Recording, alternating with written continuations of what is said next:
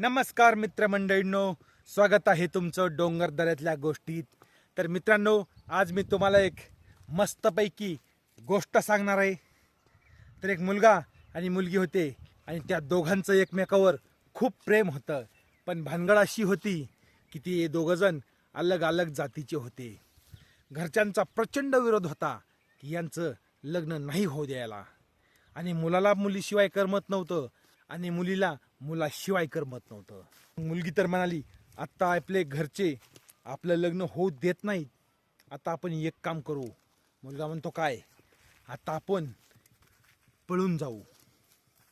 पण त्या काळात मोटरसायकली, गाड्या, जिपा असं काही नव्हतं. तो काळ गाड्याचा घोड्याचा होता. मग मुलगा म्हणाला, मी काय करतो, एक चांगला बाजारात जाऊन घोडा आणतो. आजचा दिवस थांब, आपण उद्या जाऊ. मुलगी म्हणाली, ठीक आहे. मग मुलगा बाजारात गेला. तिथं भरपूर घोडे होते आणि त्या व्यापाऱ्याला म्हणाला, व्यापारी, मला एक असा घोडा द्या की सर्वात जास्त पळणारा. काय पैसे लागतील ते लागू द्या. कारण मुलगा श्रीमंत घरचा होता. सगळ्यात चांगल्या घोड्याकर त्याची नजर गेली आणि व्यापाऱ्यानं सांगितलं, हा सर्वात जास्त पळणारा घोडा आहे. याची किंमत 40,000 रुपये.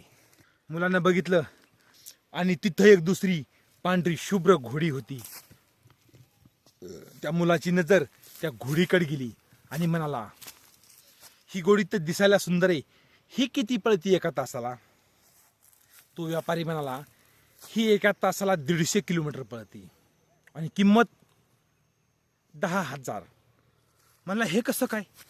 प्रति तासाला 70 किलोमीटर पळणाऱ्या घोड्याची किंमत 40,000 आणि प्रति तासाला 150 किलोमीटर पळणाऱ्या घोडीची किंमत 10,000. हे कसं काय? तो व्यापारी म्हणला, ही घोडी 150 किलोमीटर पळती, पण कशी पळती? काट्या येऊत, कुपाट्या येऊत, पाणी येऊ, तलाव येऊ, चिखल येऊ, पळती पळती उलटून बी पडती. तो म्हणला, हे कसं काय? ही घोडी एक घोडी पळून आलती आणि इथंच 2 दिवस वाट पाहून मी बांधून टाकली आणि तिला हे पिल्लू झालेलं आहे. याला काही आकार ना वाकार, हे कुणीकडे बी पळतच राहतंय. मग 150 किलोमीटर पळतंय तासाला, पण याच्या पळण्याला काही चवच नाही. मुलगा म्हणाला, ही तर घोडी, ही कुणीकडे बी पळती, तासाला 150 किलोमीटर पळती, तरी हिची किंमत 10,000 झाली. आणि मी तर माणूस आहे, मी जर पळून गेलो आणि मला पण असे लेकरं झाले तर मग यांना सुद्धा काय किंमत राहील?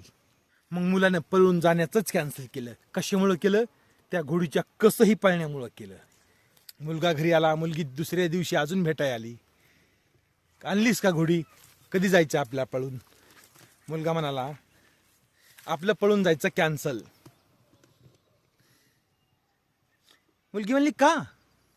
प्रेम केलं, आई बापाच्या विरोधात केलं, त्यांचं मन दुखवून केलं, तर पुढं चांगले मुलं होतही नाहीत आणि 4 दिवस चांगले जातात आणि आयुष्यच अख्खं चांगलं जात नाही.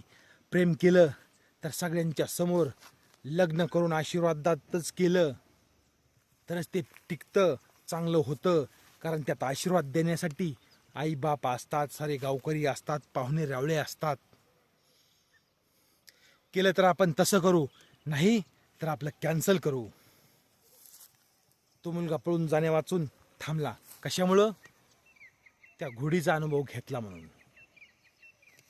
तर मित्रांनो, अशीच तुम्हाला उद्याच्याला गोष्ट ऐकायची असेल तर व्हिडिओला लाईक करा, चॅनलला सबस्क्राईब करा आणि भेटू उद्याच्याला. तोपर्यंत नमस्कार.